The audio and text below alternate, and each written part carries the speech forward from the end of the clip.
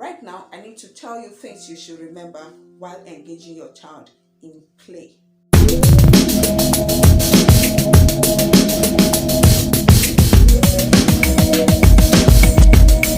Number one, do not ask too many questions so that you don't discourage your child from responding to you.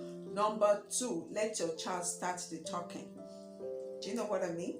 I don't mean like using words. Your child can start by giving you attention, by looking at you, doing an action, or make a sound. What do you do? Number three, you imitate your child's sounds or the words your child is using and expand on it. Number four, expand what your child is saying. How do you do that? Let's say, for example, your child says sheep. What do? Take advantage of that sheep and then you expand gradually. A sheep, a white sheep. This is a white sheep. This is a big white sheep. Wow, this is awesome. What is this? Is this a fruit or an animal? Wow, a sheep is an animal. A sheep is a farm animal. Do you understand? You can expand it depending on your child's level.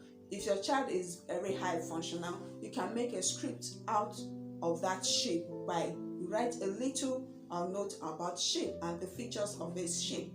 That is how you expand a language for a child who is learning to develop and expand his or her language skills. Number five, make sure you label actions and objects while your child is playing. Then you're teaching nouns and verb.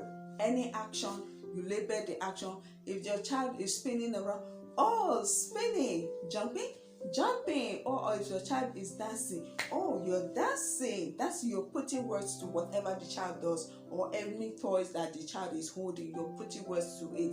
You're playful about it. In that way, the child will learn to imitate what you are saying. Number six, use new words all the time and repeat as much as you can. As long as the child is still learning, I've not understood what you're teaching. Make sure repetition is part of play for you. Even if you played with a dog today, make sure tomorrow you play with the dogs. As long as the words you're trying to teach have not been understood and mastered, repetition is very important and it's good to repeat. For children who are struggling, repetition.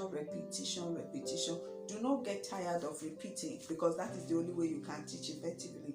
That is the way they can learn effectively, and that is the way they will not learn to forget. If you teach dog today and tomorrow you're teaching cow, next tomorrow you're teaching sheep, by the time you come back to the first one you have taught, you're coming back to start again, and the second one you're coming back to start again. So you need to learn to progress gradually and not suddenly, so that your child is able to retain everything you are teaching. Like I said, repetition is key. I hope I'll be able to assist with these tips for today. So my subsequent video, I'm going to do more. I'm going to expand on this and then give you more practical tips you can best help develop speech and language for your child who is struggling. I'm Joe Kodite, the therapist for children with special needs. And again, if you have not subscribed to my channel, please do so. And if this is your first time coming across my channel, trust me, you're going to have fun. You're welcome. This is Joy. Don't worry, this is Joy. Joy can be playful and sometimes too serious.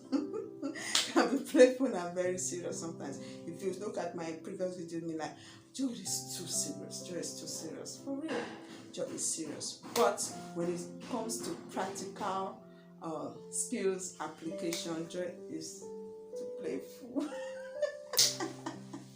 Joy can be very playful, and that is the way we roll, and that is the way you can get through a child. If you are not playful, there's no way you can connect. Like I said, simplicity is the roadmap to connecting with children without any difference. So stay tuned.